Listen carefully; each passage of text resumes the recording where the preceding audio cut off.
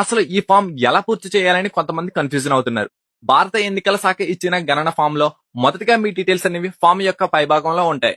Form right side లో ప్రస్తుతం ఉన్న మీ ఫోటోనైతే అతికించాలి. దీన్ని 3 బాక్సులుగా విభజించారు. మొదటి దానిలో ఓటర్ యొక్క ప్రస్తుత పూర్తి వివరాలు చేర్చాలి. అంటే పుట్టిన తేదీ, ఆధార్ నెంబర్, మొబైల్ నెంబర్, తండ్రి లేదా సంరక్షకుని పేరు, తండ్రి లేదా సంరక్షణ ఓటు గుర్తింపు కార్డు నెంబర్, తల్లి పేరు, తల్లి గుర్తింపు కార్డు నెంబర్. మీకు పెళ్ళైతే మీ భాగస్వామి పేరు, అవ్వకపోతే ఖాళీగా వదిలేయండి. మీ భాగస్వామి యొక్క గుర్తింపు కార్డు నెంబరు. ఇవి మొదటి బాక్స్ లో పూర్తి చేయవలసినవి. మరి రెండవ బాక్స్ లో 2002 నాటికి మీకు ఓటు ఉంటే ఎస్ఐఆర్ యొక్క ఓటర్ల జాబితా వివరాల ప్రకారంగా ఈ బాక్స్ ని పూర్తి చేయాలి.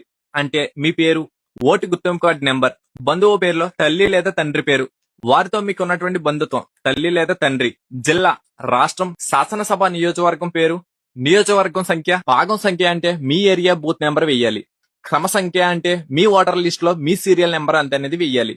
ఇంకా మూడో బాక్స్ లో 2002 నాటికి మీకు ఓటు గుర్తింపు కార్డు లేనట్లయితే మీ తల్లిదండ్రుల లేదా తాత నాన్నమ్మలకు భారతదేశంలో ఎక్కడున్నా వారి గత 2002 నాటి ఎస్ఐఆర్ లో ఇవ్వబడిన ఓటు గుర్తింపు కార్డుల వివరాలు చేర్చాలి.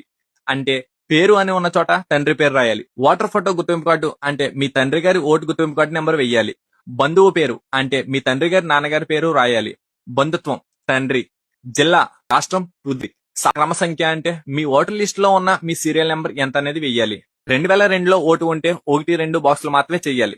2002లో ఓట్లు లేకపోతే 1-3 బాక్సులు మాత్రమే పూర్తి చేయాలి. ఇది గుర్తుపెట్టుకోండి.